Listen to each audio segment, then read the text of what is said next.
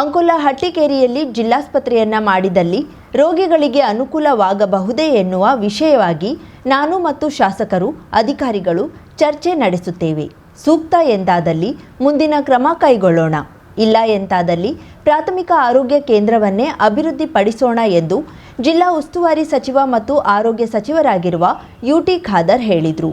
ಅಂಕೋಲಾ ತಾಲೂಕಿನ ಹಟ್ಟಿಕೇರಿ ಪ್ರಾಥಮಿಕ ಆರೋಗ್ಯ ಕೇಂದ್ರಕ್ಕೆ ಶನಿವಾರದಂದು ಶಾಸಕರ ವಿನಂತಿಯ ಮೇರೆಗೆ ಭೇಟಿ ನೀಡಿ ಇಲ್ಲಿಯ ವಿಶಾಲವಾದ ಸ್ಥಳವನ್ನ ಪರಿಶೀಲನೆ ನಡೆಸಿ ಸಾರ್ವಜನಿಕರು ಮತ್ತು ಅಧಿಕಾರಿಗಳೊಂದಿಗೆ ಚರ್ಚಿಸಿದ್ದ ಸಚಿವ ಯುಟಿ ಖಾದರ್ ಈ ಪ್ರದೇಶ ಜಿಲ್ಲಾಸ್ಪತ್ರೆ ಮಾಡಲು ಸೂಕ್ತವಾಗಿದೆಯೇ ಎನ್ನುವುದನ್ನ ಕೂಲಂಕುಷವಾಗಿ ಅಭ್ಯಸಿಸಬೇಕು. ಇಲ್ಲಿಗೆ ಜಿಲ್ಲೆಯ ಮೂಲೆ ಮೂಲೆಗಳಿಂದ ರೋಗಿಗಳು ಬರಲು ಅನುಕೂಲವಾಗುತ್ತದೆಯೇ ಎನ್ನುವುದನ್ನ ತಿಳಿದುಕೊಳ್ಬೇಕು. ಹೌದು ಎಂದಾದಲ್ಲಿ ಇಲ್ಲಿಯೇ ಜಿಲ್ಲಾಸ್ಪತ್ರೆಯನ್ನ ಮಾಡುವ ವಿಚಾರ ಮಾಡೋಣ, ಇಲ್ಲ ಎಂದಾದಲ್ಲಿ ಪ್ರಾಥಮಿಕ ಆರೋಗ್ಯ ಕೇಂದ್ರಕ್ಕೆ ಸಕಲ ಸೌಲಭ್ಯಗಳನ್ನ ನೀಡಿ ಅಭಿವೃದ್ಧಿಪಡಿಸೋಣ ಎಂದರು. ಶಾಸಕ ಸತೀಶ್ ಸೈಲ್ ನನಗೆ ಇಲ್ಲಿಯ ವಿಚಾರವಾಗಿ ತಿಳಿಸಿದ್ದು ಸಾಧ್ಯವಾದಷ್ಟು ಪ್ರಯತ್ನ ಮಾಡುತ್ತೇನೆ. ಎಲ್ಲಿ ಯಾರು ಕೆಲಸವನ್ನ ಸರಿಯಾಗಿ ನಿರ್ವಹಿಸಿಲ್ಲ ಎಂದ್ರೆ ನಮ್ಮ ಗಮನಕ್ಕೆ ತನ್ನಿ. ಕೆಲಸವನ್ನ ಮಾಡದೆ ನಿರಾಸಕ್ತಿ ವಹಿಸಿದವರ ಮೇಲೆ ಕ್ರಮ ಕೈಗೊಳ್ಳುತ್ತೇವೆ.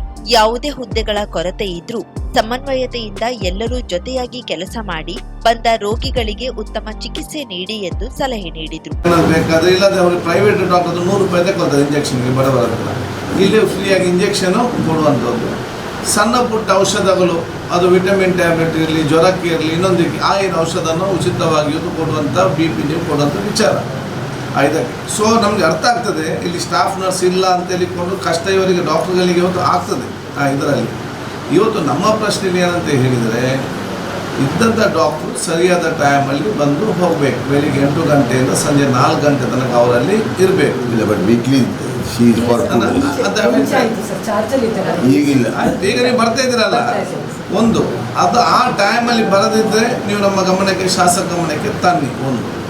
ಎರಡನೇದು, ನರ್ಸ್ ಇಲ್ಲದಿದ್ದರೂ ಕೂಡ ಫಾರ್ಮಸಿಸ್ಟ್ನವರು, ANMಗಳು, ಆಶಾಕರು ಸೇರಿಕೊಂಡು ಬಂದವರನ್ನು ಒಂದು ಸುಧಾರಿಸಿ ಕೆಲಸುವಂತ ವ್ಯವಸ್ಥೆಯಲ್ಲಿ ಮಾಡ್ತಾ ಇದ್ದಾರೆ. ಈ ಸಂದರ್ಭದಲ್ಲಿ ಶಾಸಕ ಸತೀಶ್ ಸಚಿವರೊಂದಿಗೆ ಚರ್ಚೆ ನಡೆಸಿದ್ರು. ಡಿಸಿಸಿ ಜಿಲ್ಲಾಧ್ಯಕ್ಷ ಸಾಯಿಗಾಂವ್ಕರ್, ಬ್ಲಾಕ್ ಕಾಂಗ್ರೆಸ್ ಅಧ್ಯಕ್ಷ ಮಂಜೇಶ್ವರ್ ನಾಯಕ್, ಸಹಾಯಕ ಆಯುಕ್ತ ಶ್ರವಣ್ ಕುಮಾರ್, ಜಿಲ್ಲಾ ಆರೋಗ್ಯ ಅಧಿಕಾರಿಗಳು, ತಾಲೂಕು ಆರೋಗ್ಯ ಅಧಿಕಾರಿಗಳು ಸೇರಿದಂತೆ ವಿವಿಧ ಅಧಿಕಾರಿಗಳು, ಕಾಂಗ್ರೆಸ್ ಪಕ್ಷದ ಪ್ರಮುಖರು, ಸಾರ್ವಜನಿಕರು, ಪ್ರಾಥಮಿಕ ಆರೋಗ್ಯ ಕೇಂದ್ರದ ಸಿಬ್ಬಂದಿಗಳು, ಶುಶ್ರೂಷಕಿಯರು ಉಪಸ್ಥಿತರಿದ್ದರು.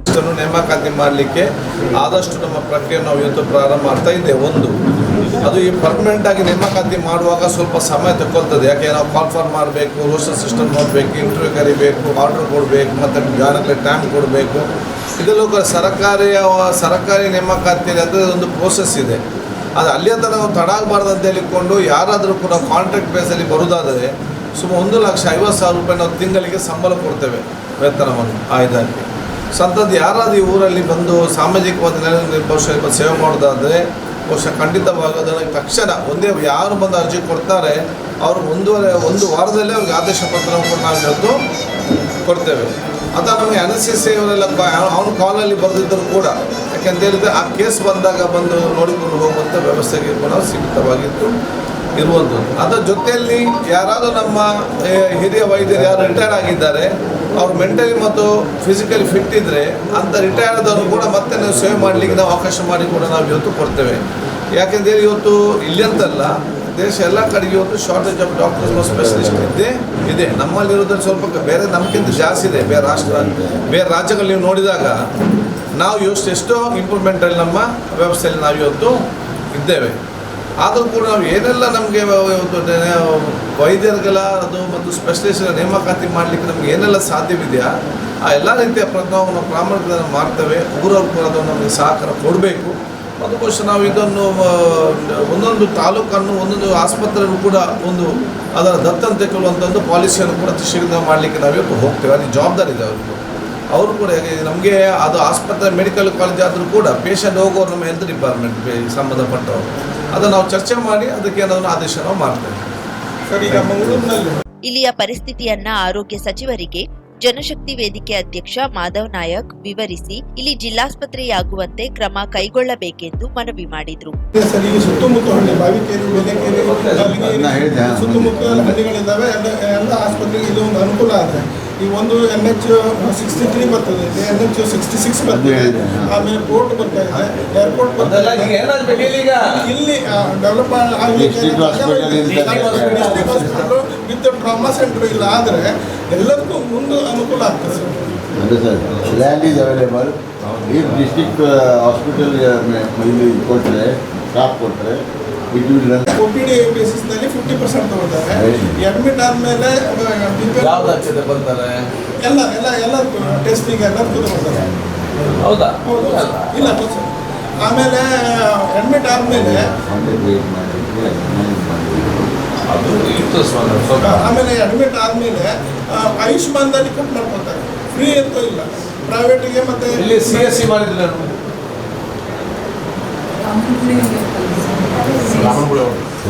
ತಾಲೂಕಾಸ್ಪತ್ರೆಯಲ್ಲಿ ಓರ್ವ ಸ್ತ್ರೀ ರೋಗ ತಜ್ಞರು ನೇಮಿಸುವಂತೆ ಬ್ಲಾಕ್ ಕಾಂಗ್ರೆಸ್ ಅಧ್ಯಕ್ಷ ಮಂಜೇಶ್ವರ್ ನಾಯಕ್ ಸಚಿವರಲ್ಲಿ ಮನವಿ ಮಾಡಿದರು. ಕಾರವಾರ ಅಂಕೋಲಾ ಶಾಸಕ ಸತೀಶ್ ಸೈಲರ ವಿನಂತಿಯ ಮೇರೆಗೆ ಆರೋಗ್ಯ ಸಚಿವ UT ಖಾದರ್ ಅಂಕೋಲಾ ಹಾರವಾಡ ಕಡಲ ಕೊರೆತದ ಪ್ರದೇಶಕ್ಕೆ ಭೇಟಿ ನೀಡಿ ಪರಿಶೀಲನೆ ನಡೆಸಿದ್ರು. ಈ ಸಂದರ್ಭದಲ್ಲಿ ಶಾಸಕರೊಂದಿಗೆ ಚರ್ಚಿಸಿ ನಂತರ ಗುತ್ತಿಗೆದಾರರನ್ನ ಕರೆದು ಚಿಕ್ಕ ಚಿಕ್ಕ ಕಲ್ಲುಗಳನ್ನ ಈ ಕಡಲ ಕೊರೆತಕ್ಕೆ ಹಾಕಬೇಡಿ, ದೊಡ್ಡ ದೊಡ್ಡ ಕಲ್ಲುಗಳನ್ನ ಬಳಸಿ ತಡೆಗೋಡೆ ನಿರ್ಮಿಸಿ ಎಂದು ತಿಳಿಸಿದ್ರು. ಆಗ ಅಲ್ಲಿಗೆ ಇದ್ದ ಗುತ್ತಿಗೆದಾರ ಕಂಪನಿಗೆ ಸಂಬಂಧಪಟ್ಟವರು ನಾವು ದೊಡ್ಡ ದೊಡ್ಡ ಕಲ್ಲುಗಳನ್ನ ಹಾಕುತ್ತಿದ್ದೇವೆ ಎಂದು ತಿಳಿಸಿದ್ರು. ಆಗ UT ಖಾದರ್ ಮಾತನಾಡಿ, ನಾನು ಉಳ್ಳಾಲದಂತಹ ಪ್ರದೇಶವನ್ನ ನೋಡಿದ್ದೇನೆ. ಸಮುದ್ರದ ಅಲೆಯ ಪರ ಯಾವ ರೀತಿ ಇದೆ ಎನ್ನುವುದು ನನಗೆ ಚೆನ್ನಾಗಿ ತಿಳಿದಿದೆ. ಕಾಮಗಾರಿಯನ್ನ ಸರಿಯಾಗಿ ನಿರ್ವಹಣೆ ಮಾಡಿ ಎಂದು ಎಚ್ಚರಿಕೆ ನೀಡಿದ್ರು. ಜೊತೆಯಲ್ಲಿ ಶಾಸಕ ಸತೀಶ್ ಸೈಲ್, ಡಿಸಿಸಿ ಜಿಲ್ಲಾಧ್ಯಕ್ಷ ಸಾಯಿ ಗಾಂವ್ಕರ್, ಸಹಾಯಕ ಆಯುಕ್ತ ಶ್ರವಣ್ ಕುಮಾರ್, ರಾಜ್ಯ ಮಹಿಳಾ ಪ್ರಧಾನ ಕಾರ್ಯದರ್ಶಿ ಸುಜಾತಾ ಗಾಂವ್ಕರ್, ಬ್ಲಾಕ್ ಕಾಂಗ್ರೆಸ್ ಅಧ್ಯಕ್ಷ ಮಂಜೇಶ್ವರ್ ನಾಯಕ್, KH ಗೌಡ, ಪಾಂಡುರಂಗ ಗೌಡ, ಬಂದರು ಇಲಾಖೆ ಅಧಿಕಾರಿಗಳು ಮತ್ತಿತರ ಪ್ರಮುಖರು ಉಪಸ್ಥಿತರಿದ್ದರು. ಕರಾವಳಿ ಮುಂಜಾವು ಡಿಜಿಟಲ್ ನ್ಯೂಸ್, ಸುಭಾಷ್ ಕಾರೆಬೈಲ್, ಅಂಕೋಲಾ. 50,000ಕ್ಕೂ ಅಧಿಕ ಸಬ್ಸ್ಕ್ರೈಬರ್ಸ್, 1.68 ಕೋಟಿಗೂ ಮೀರಿದ ವ್ಯೂಸ್. ಸುದ್ದಿಯೊಂದು 10 ಲಕ್ಷಕ್ಕೂ ಹೆಚ್ಚು ವ್ಯೂಸ್ ಕಂಡ ಹೆಗ್ಗಳಿಕೆ. ವಸ್ತುನಿಷ್ಠ ಮತ್ತು ಖಾತ್ರಿಯಾದ ವರದಿಗಾರಿಕೆ. ಉತ್ತರ ಕನ್ನಡದ ಅತಿ ಹೆಚ್ಚು ಸಬ್ಸ್ಕ್ರೈಬರ್ ಹೊಂದಿರುವ ಯೂಟ್ಯೂಬ್ ಚಾನೆಲ್ ಕರಾವಳಿ ಮುಂಜಾವು ಡಿಜಿಟಲ್ ವೀಕ್ಷಕರಿಗೆ ಧನ್ಯವಾದ. ಇನ್ಮುಂದೆ ಸುದ್ದಿಯೆಲ್ಲ ಮತ್ತಷ್ಟು ಸೊಗಸು. ನಿಮ್ಮಲ್ಲಿಯ ಸಭೆ ಸಮಾರಂಭ, ಅಂಗಡಿ, ವ್ಯಾಪಾರ ಮಳಿಗೆಯ ಸಹಕಾರಿ ಸಂಸ್ಥೆಯ ಶುಭಾರಂಭದ ಕಾರ್ಯಕ್ರಮಗಳ ವಿಸ್ತೃತ ವಿಡಿಯೋ ಸುದ್ದಿ. ಸಂಪರ್ಕಿಸಿ ನಮ್ಮ ಕರಾವಳಿ ಮುಂಜಾವು ಡಿಜಿಟಲ್ ಪ್ರತಿನಿಧಿಗಳನ್ನ.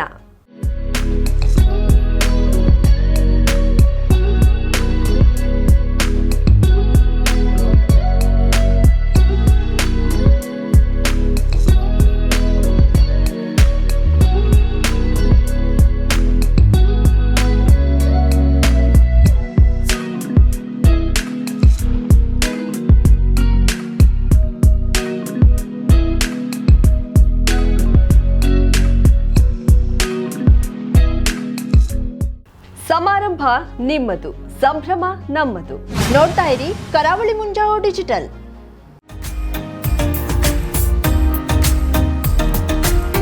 ಮಿಲನ್ ಎಂಟರ್ಪ್ರೈಸಸ್ ಬೃಹತ್ ಎಲೆಕ್ಟ್ರಾನಿಕ್ ಹಾಗೂ ಫರ್ನಿಚರ್ ಮಳಿಗೆ. ಉತ್ತರ ಕನ್ನಡ ಜಿಲ್ಲೆಯಲ್ಲೇ ಅತಿ ಹೆಚ್ಚು ಮಳಿಗೆಗಳನ್ನ ಹೊಂದಿರುವ, ಅತಿ ಹೆಚ್ಚು ಸಂತೃಪ್ತ ಗ್ರಾಹಕರನ್ನ ಹೊಂದಿರುವ ಮೂಲಕ ಹೆಗ್ಗಳಿಕೆಗೆ ಪಾತ್ರವಾಗಿರುವ ಏಕೈಕ ಸಂಸ್ಥೆ ಮಿಲನ್ ಎಂಟರ್ಪ್ರೈಸಸ್. ನಮ್ಮ ಮಳಿಗೆಗಳಲ್ಲಿ ಪ್ರಸಿದ್ಧ ಕಂಪನಿಗಳ electronic refrigerator, washing machine, LED TV, ಎಸಿಗಳು ಲಭ್ಯ.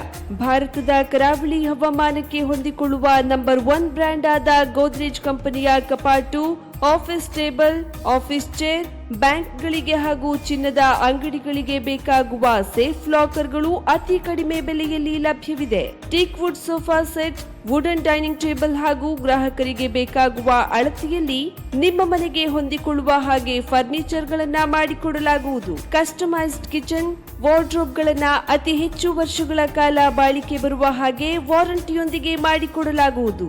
ನಮ್ಮಲ್ಲಿ ಡ್ಯೂರಾಫ್ಲೆಕ್ಸ್, ಗೋದ್ರೇಜ್ ಕಂಪನಿಯ memory foam mattress, orthopaedic mattress, spring ಮ್ಯಾಟ್ರೆಸ್ಗಳು ಕಡಿಮೆ ಬೆಲೆಯಲ್ಲಿ ಲಭ್ಯ. ವಿವಿಧ ಕಂಪನಿಗಳ ನವೀನ ಮಾದರಿಯ ಮಿಕ್ಸರ್, ಗ್ರೈಂಡರ್, ಫ್ಯಾನ್, ಕುಕ್ಕರ್, ತವಾ, ಫ್ಲಾಸ್ಕ್, ಮೈಕ್ರೋ ಓವೆನ್ಗಳು ಲಭ್ಯವಿದೆ. 0% ಬಡ್ಡಿಯೊಂದಿಗೆ ಸ್ಥಳದಲ್ಲಿಯೇ ಬಜಾಜ್ ಫೈನಾನ್ಸ್ ನಿಂದ ಸಾಲ ಸೌಲಭ್ಯವಿದೆ. ಮಿಲನ್ ಎಂಟರ್ಪ್ರೈಸಸ್ನಲ್ಲಿ ಖರೀದಿ ಮಾಡುವ ಗ್ರಾಹಕರಿಗೆ ಡಿಸ್ಕೌಂಟ್ ಮತ್ತು ಗಿಫ್ಟ್ ಜೊತೆಗೆ ಪ್ರತಿ 2,000 ರೂಪಾಯಿಗಳ ಖರೀದಿಗೆ ಒಂದು ಬಂಪರ್ ಲಕ್ಕಿ ಡ್ರಾ ಕೂಪನ್ ನೀಡಲಾಗುವುದು. ಈ ಲಕ್ಕಿ ಡ್ರಾನಲ್ಲಿ 7 ಲಕ್ಷದವರೆಗೆ ಬಹುಮಾನ ಗೆಲ್ಲುವ ಅವಕಾಶ ನಿಮ್ಮದಾಗಿರುತ್ತದೆ. ಲಕ್ಕಿ ಡ್ರಾದಲ್ಲಿ 1 ಕಾರ್, 2 ಬೈಕ್ ಮತ್ತು ರೆಫ್ರಿಜಿರೇಟರ್, ವಾಷಿಂಗ್ ಮಷಿನ್ ಸೇರಿದಂತೆ 30 ಲಕ್ಕಿ ಗ್ರಾಹಕರಿಗೆ ಬಹುಮಾನ ಗೆಲ್ಲುವ ಅವಕಾಶ. ಗ್ರಾಹಕರ ಸಂತೃಪ್ತಿಗೆ ನಮ್ಮ ಮೊದಲ ಆದ್ಯತೆ ಎನ್ನುವುದು ಮಿಲನ್ ಎಂಟರ್ಪ್ರೈಸಸ್ನ ವಾಕ್ಯ. ಉತ್ತರ ಕನ್ನಡ ಜಿಲ್ಲೆಯ ನಮ್ಮ ಶೋರೂಮ್ಗಳಾದ old Mahalakshmi super market, Mulla stop ಹತ್ತಿರ, ಕಾಜುಬಾಗ್ ಕಾರವಾರ, ಅಗ್ರಿಕಲ್ಚರ್ ಆಫೀಸ್ ಎದುರುಗಡೆ ಮಾಸ್ತಿಕಟ್ಟೆ ರೋಡ್ ಹೊನ್ನಾವರ, ಸೀಮಾ ಕಾಂಪ್ಲೆಕ್ಸ್ ಹತ್ತಿರ Moni Basti main road Bhatkal, Indian bank ಎದುರು CP Bazar road Sirsi, JS building JN road Dandeli, KS building Motikeri road Haliyal. ಇಲ್ಲಿಗೆ ತಪ್ಪದೇ ಭೇಟಿ ನೀಡಿ ಸಂತೃಪ್ತರಾಗಿ.